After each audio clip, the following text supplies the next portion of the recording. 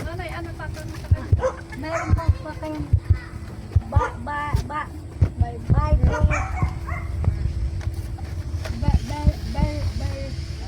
Bible verse.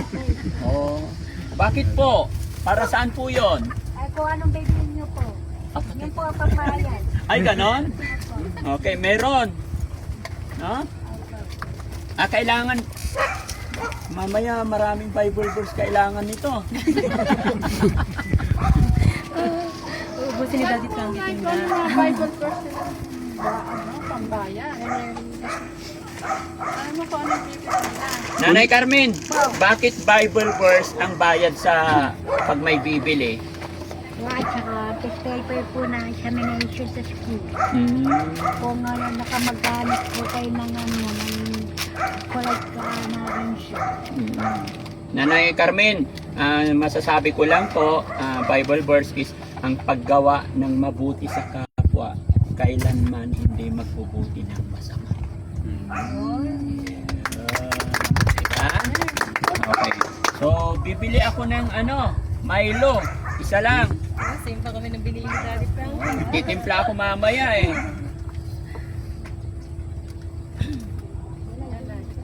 Isa lang po. Ayun na, ayan, may napitas na pala. Ayan, ay, salamat po. Magkasama na to. Thank you so much, Nanay Carmen. O, tanong mo sila pa nanay, baka may mga baong pa sila. Si ano naman, si Mami Rochelle, baka may bibilhin ka. Ha? May bibilhin ka, kaya lang Bible verse ang pambayad. Okay na daw. Mahihain itong mga kasama ko. Si Boss JB. Boss. Baka bibili kayo, samantala nyo, nandito si Nanay Carmen.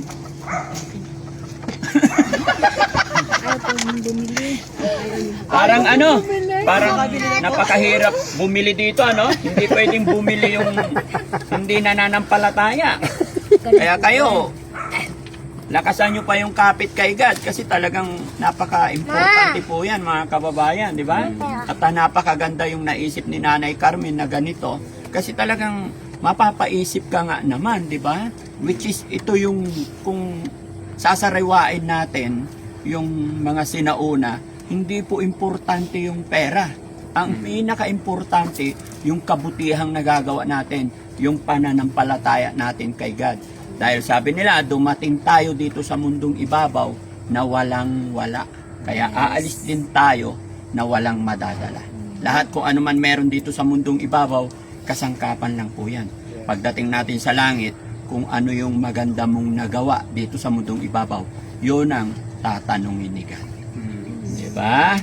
Yan. Salamat Nanay Carmen. Alam mo, natatouch po ako sa tindahan mo. Kaya loobin ng Panginoon na sana bigyan ka pa ng kalakasan at marami pang taong makapunta dito para maalala natin ang Panginoon. Alam ko magkakaiba man tayo mga kababayan ng panalangin. Magkakaiba tayo ng paraan kung paano tumawag sa ating Diyos Ama. Pero pagdating sa taas, iisa lang ating tinitingala, ang ating Diyos Ama.